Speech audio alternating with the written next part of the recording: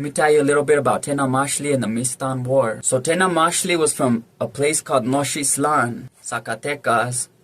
Oñate was hired by Guzman to establish a village in Nochistlan in December of 1531. The village was called Guadalajara to honor Guzman for being born in Guadalajara, Spain. It was officially founded on January 5th of 1532. So Tenamaxtle was from the Cascan Indigenous people of Mexico. So he was Cascani, he was a leader of the Cascani people. Shortly after Guzman's conquest, he was baptized and converted to the Catholic faith, and he was given the name Francisco. So to history he is known as Francisco Tenamaxtle. So at first he swore allegiance to the Spanish crown. And since he was the leader of the Cascani, they called him Tlatoani. Forgive my pronunciation, but that was a pre-Columbian word used by the Aztec for their rulers. So he was known as the Tlatoani of the Cascani people, the Lord of Nochistlan. But after seeing how the Spanish were treating his people, after seeing the encomienda system, how they were enslaving his people, taking all their stuff, just mistreating his people, then he decided to rebel. Between 1535 and 1540, the Cascanis allied themselves with the tribe called the Zacatecos and other chichimeca tribes, and they rebelled. Now, chichimeca tribes were the nomadic and semi-nomadic tribes of northern Mexico. Some people think that the Cascani are chichimeca tribes, but they had villages, so some say that they weren't. But either way, they allied themselves with the Zacatecos and the chichimeca, and they rebelled. So the Spanish captured 18 chiefs, they killed 9 of them, and that's what sparked off the Mixton War. In 1540, the Mixton War officially began. The Spanish suffered heavy losses. They named it the Mixton War for the area that it happened at. There was a hill, the Mixton Hill or something like that. Anyway, so the way that the natives would fight is they would attack, and then they would disappear back into the jungles and the forest, and then they would attack and they would disappear. It's guerrilla warfare. And the Spanish were suffering heavy losses and they were losing this war. They kept sending word to the Viceroy, Antonio de Mendoza, but he wasn't taking it serious. They were suffering heavy losses. So in 1541, Pedro de Alvarado, who was the mayor of Guatemala at the time, was in the port of Navidad, and he was sent to help. Let me tell you a little bit about Pedro de Alvarado. That's a tongue twister, so I'm just going to call him Alvarado.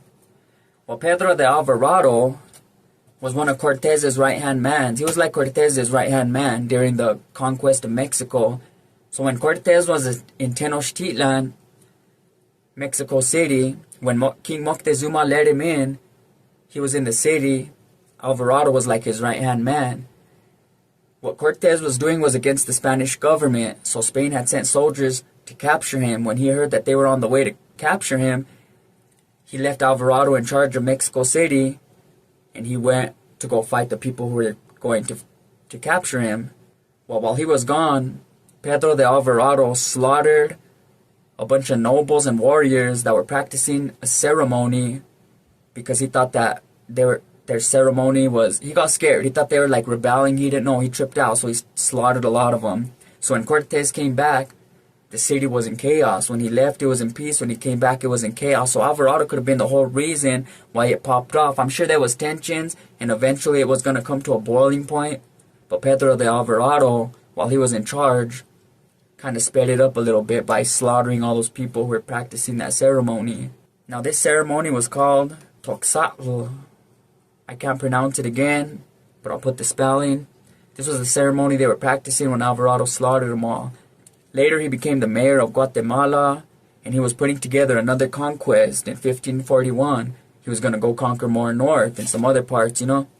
And so the viceroy at the time, Antonio de Mendoza, was going to go with him, and that's why he was in the port of Navidad. He was going to pick up Antonio de Mendoza, and they were going to go do what they were going to do. But Antonio de Mendoza told him that there was a rebellion, and he sent him so he could put it down. He thought Alvarado would be the man to just put down the rebellion like nothing. So he sent Alvarado, and Alvarado ends up getting there with Cristobal de Oñate. He wanted to take his soldiers and just attack the Peñole. The Peñole was the place they called the Rock, the place where the rebellious natives, the Chichimeca, the Cascani, and the Zacatecos were at. They had a rock for defense, a Peñole, and they had a few of them, but this was the main one. And so Alvarado was going to attack it and just think that was it. So he did attack it. Cristobal de Oñate told him not to do it. He warned him not to do it. that it wasn't right. They had to wait for reinforcements, he said, before they could attack. There was too many of them. But Alvarado, in his pride, attacked the wall, the rock, with all his strength, and he failed. And once he saw that he was outnumbered, they had to retreat. And upon retreat, while he was running on his horse, one of his soldiers' horse slid in the mud, fell, hit his horse, and his horse landed on him, injuring him fatally. He died a few days later. But it said right before he died, he told Cristobal de Oñate that he was right and that he should have listened to him, a man who knew the land and the people more than he did. So Pedro de Alvarado, the famous Conquistador, Cortez's right-hand man, was killed there in the Mixton War for being a foolish idiot and not listening to Cristobal de Oñate. Then a little bit after this, on September 28th of 1541, 50,000 natives attacked Guadalajara. Cristobal de Oñate was in the city at the time, and all he had was 85 men and their families, some native allies, and a little bit of artillery. But it was night, because what's written is they attacked under the light of the moon. So they attacked at night, and what Cristobal de Oñate did was he sent the women to the top of the wall with crossbows, and he sent the men to the bottom to fight, half of the men. And then he came out of another exit where they couldn't see him, and he took more men around back, and he attacked them from the rear. So they thought that Cristobal had more men than he did. It was a strategy, and so they ran and they fled to the mountains. So he defeated that battle. If he would have lost, New Galicia would have lost, and New Spain would have been in grave danger. So Cristobal de Oñate holding Guadalajara that night is etched in history. Now the Viceroy, Antonio de Mendoza, hadn't been taking it serious, as I said before. But once he sent Alvarez and he got killed, Antonio de Mendoza came with all his strength and he attacked the Peñole a second time, the rock. And this time he won. He slaughtered a group of natives, he took a group of them captive, and he even captured Tenamaxtle. Now after he was captured, Tenamaxtle was freed. There's two different stories. One of them was that there were sympathizers in Cristobal de Oñate's army who cut him free and let him go. And another one is that they were attacked on the road by some natives and they took him. But the story either way, Tenamaxtle did escape. Nobody knows whatever happened to him. He stayed on the run for a long time. They think somewhere in Nayarit with the chichimeca natives. Anyway, a few years later, Cortez, Guzman, a lot of the conquistadores were being tried, getting put on trial for their crimes against the indigenous people in the Americas. So Tenamaxtle turned himself into some Franciscan friars who talked him into turning himself in to the government because he thought that this would be a good time for him to speak up for his people. Now that they were all going on trial, he could speak up for all the atrocities that were being done. So he turned himself in, and he asked to see Antonio de Mendoza directly, the Viceroy. So they sent him to Mexico City, to the Viceroy. Then when he seen the Viceroy, he said he wanted to see the king himself. So he was sent to Spain to see the king. The king didn't really care, though. They said he didn't really hear him too much.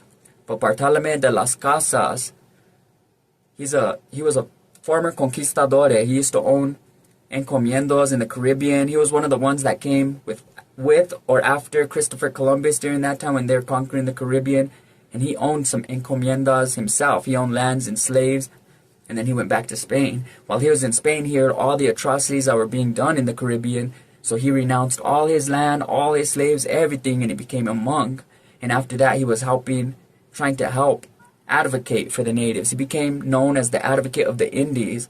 While when Tenamaxtle was sent to Spain, Bartolomé de las Casas, the advocate of the Indies, was there, and he represented him, kind of like a lawyer, and he's the one that wrote all his testimony. After the court system happened, though, nobody knows what happened to Tenamaxtle, but they do think he lived amongst monks for the rest of his life. Well, that's the story of Tenamaxtle and the Mixton War.